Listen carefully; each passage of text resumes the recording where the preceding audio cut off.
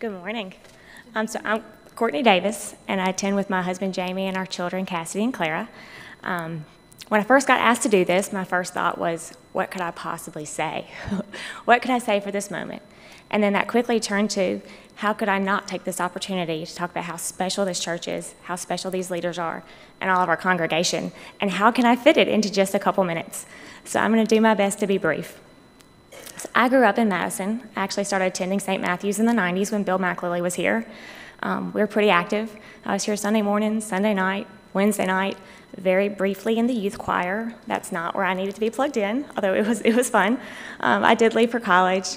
I did undergrad, did law school in Oxford, and then it came time to move back and kind of establish my young adult life here with Jamie. We did visit a lot of churches, went a lot of places. We had trouble finding a connection anywhere. So we did make our way back to St. Matthew's, and for me it was coming home. Coming back to a traditional service, I want to hold a hymnal. I want to do the Apostles' Creed and sing the doxology and all the things I did growing up and come back to what I felt for church. But it was more than that. We finally found a connection.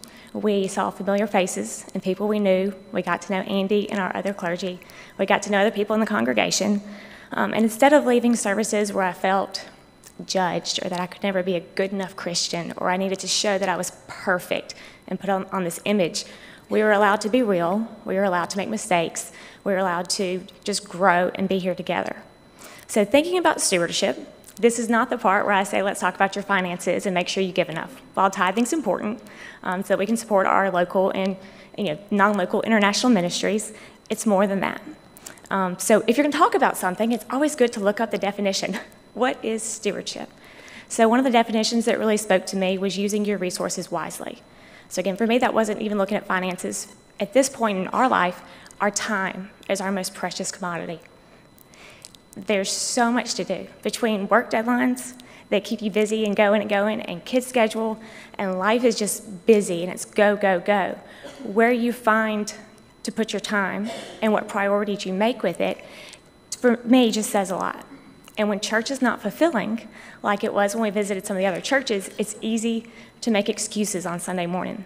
It's easy to not show up and sleep in, and then you miss a week, and then you miss 2, and then you miss 4, and then it's easy to go back. But we have 2 young children, and Jamie and I were both brought up in families that went to church. My parents, it was non-negotiable. It's 8:30, we're going, it's Sunday, that's just what we do. And that's how we wanted to raise our girls. But not just to go to church on Sunday morning and check a box. We really wanted them to understand what it meant to be involved and be in the church. And the more we came, the more the friendly faces here became our friends. We sit up in the balcony. We got a pretty good crowd out there today. With having young children in church, we don't have to send them off to the nursery if we don't want to. They can be in the service. They can learn the traditions. They can learn the Apostles' Creed and recite it with us. And for me, that was just so important and so special. And again, being in the balcony, we got a lot of kids up there. There's no dirty look because your kid dropped a toy or maybe they're coloring a little too loud. We're all up there together.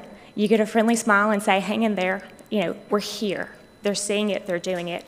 One of the best things we've done is we joined a Sunday school class with people we genuinely enjoy. And we enjoy time together on Sundays. We enjoy time together other places and other days. But we can have conversations and debates, but it's always respectful. It's always from a place of love, and we can support each other. We have celebrated good news, and there's been a lot of good news. We've had a lot of new babies. We've had, promotions or good things have happened. We've had losses and hard times and disappointments, and we've prayed together through those. These are not just our church friends. These are our friends. The hymn we sang this morning said, strangers are now friends. It couldn't be more true. People I hadn't met a few years ago are now dear, dear friends. I've also started coming on Wednesday nights. The children enjoy going to the choir and having their Bible study. And I was asked probably a year ago to come and join the ladies' Bible study. I don't know what I expected, but I kind of went in, I think having some preconceived notions of, well, these are going to be ladies where I'm not going to fit in. I'm not going to be good enough. I'm not going to know enough scripture. I'm not going to know something. But instead, I was welcomed, and we get to vent, and we can talk about our struggles as people or as parents or whatever it might be, and instead of feeling judged or not good enough, I'm reminded that I'm not alone, and I am loved, and there's a community of people here that love us and support us. So the best part of all this is that our church family is not in a bubble. As we go out in the community and we go to tailgating at the Madison Central game or in Oxford, or we go to swim meets or soccer games or Girl Scouts or Walmart, whatever it might be, we see our church family. And we see them everywhere, and it's a friendly face and a smile and a "how are you doing" from someone who actually cares what you say back. And that is so special. So I could go on for probably another 10 minutes about how great the children's ministry is and the program they did back in the spring where the children filled the choir loft and how amazing that was to watch, and some of the older adult ministries that my mom gets to do and how great all that has been for my family. But I don't get to use the whole service, so I'm going to wrap up. It's been a long, tough season for the church. We had a vote. It was tough. If you were here that day, I'm not here to talk about the vote itself. But if you were here, as Tim led us in those hymns, that was so special. You cannot convince me God doesn't have great plans for this church and these people. He does, and I know he does. So I started off saying that time is our greatest commodity and how precious it is. And I've never regretted the time I've spent here in this church with these people. If you haven't plugged in, I hope you will. I don't think you'll regret it. Thank you. My name is Holly, for those of you who don't know me. I just wanted to start out by saying, since we've been here 8 years, and this church has been home for us since we moved here and home for our children. But just a little bit of background about me. I was raised in a very small Baptist church, and my parents taught me as a young kid, you give 10%. You give 10% of your allowance, whatever you make, you give 10% to the church. And I've always been a rule follower, so dutiful Baptist girl, I gave 10% of my small little allowance to the church, but I didn't like doing it. I did not. I wanted to spend my money at the Hello Kitty store. Just did not like having to give that money up, but I did it. And then as I grew up and started making my own money, as Andy and I got married, I still continued to give that amount of money, but I still found myself almost resentful that I had to give money to the church and I could use that money for something else, for me. I was kind of selfish in that regard, but I did it because I was being faithful. I was doing what I was asked to do. As I grew in my faith and prayed and read the Bible, I started to learn that I'm supposed to be a cheerful giver, and it's very difficult to be cheerful if you're resentful. But I prayed about it, and finally I started to see the good things that the church was doing with the money. Mission work, working with the kids, money to help people go off overseas or mission work here. And I started to see the things that the money was being used for the good. And my perspective changed in that it's not that what could I do with this money that would help me. It's I get to participate in helping people learn about Jesus. And I get to participate in not just money-wise, but time-wise, I get to participate in helping the youth grow their faith. I get to participate in the beautiful choir back here that is led by such a wonderful leader in Tim. And if you want to even think about joining the choir, we would love to have you. We really need some deep male voices now in the choir. It is such a blessing to be able to share that with you every Sunday. United Methodist Women, I have so enjoyed getting involved with that because not only do I get to meet the women in our church that I normally probably would not have met and gotten to know on a personal level, I get to participate in mission work in the United Methodist, or UMW, it's United Women of Faith now. We meet the first Tuesday night at 6:30 in the parlor. Any women in the church that want to join If you have little kids and you need childcare, let us know. We will provide childcare, I promise you. We want you there to participate because we do those things to share Jesus. That's what stewardship is about. It's giving of ourselves to the church so that Jesus can be shared to the community and to the world. Thank you. So when Brian asked me to speak, the funny thing is that I do really good when I talk about why we give money to the church. I mean, that's easy. We've got to keep the lights on. We've got to keep food in the kitchen. We've got to keep the staff paid. There's a lot of easy reasons as to why we give money to the church. But it's a lot more challenging of a question when he said, why are you part of this faith community? And I sat there and I thought about it. I thought, I've never actually asked my question that before. I just go to St. Matthew's. So I thought it would be good to take a step back and do some self-reflection.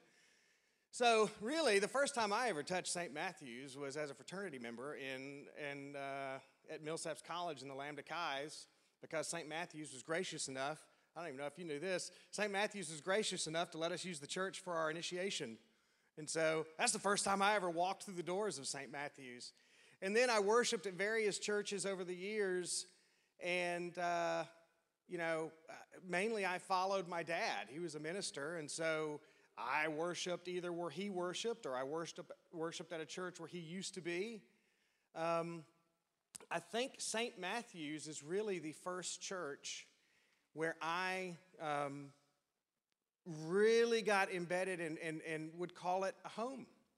Now, I can't tell you that I was just independently led here, because my father started worshiping here, and he called me and he said, look, I really want you to come worship.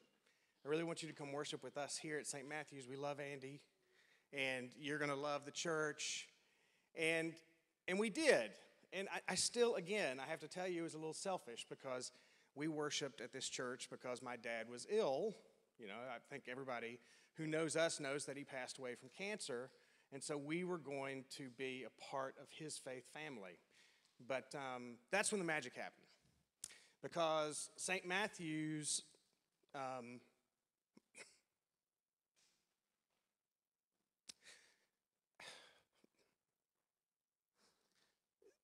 they didn't let us just come here to spend the last few years worshiping with my father, because this was the last church that I got to spend with him. But they gave me an opportunity to do what he taught us you should do when you are part of a community. He said, no matter what you're going through, no matter what trials you face, the greatest way to find healing for yourself is to dedicate yourself to others. I don't like getting up in the morning. I am not a morning person. I am a night owl. But I will get up on Sunday mornings to come teach Sunday school, because the fulfillment that I get preparing to teach the young people who come into that class, even if it's just one, is something that fills me up. And so, why have I stayed, and why am I part of this faith community? Because this faith community has made it clear to me that they will allow me to insert myself into any ministry, into any place that I can put forth my efforts and find fulfillment, to live out what my father taught me was what a true Christian community is. It's not a selfish community. It is a sacrificial community where we're all supporting each other and we're all pouring into each other.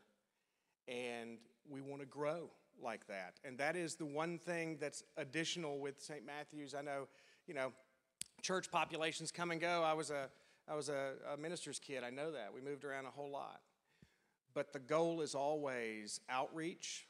It's always finding opportunities to put a little light of Christ into someone else, to make the introduction, to live out the Christ love that we want to share with the world.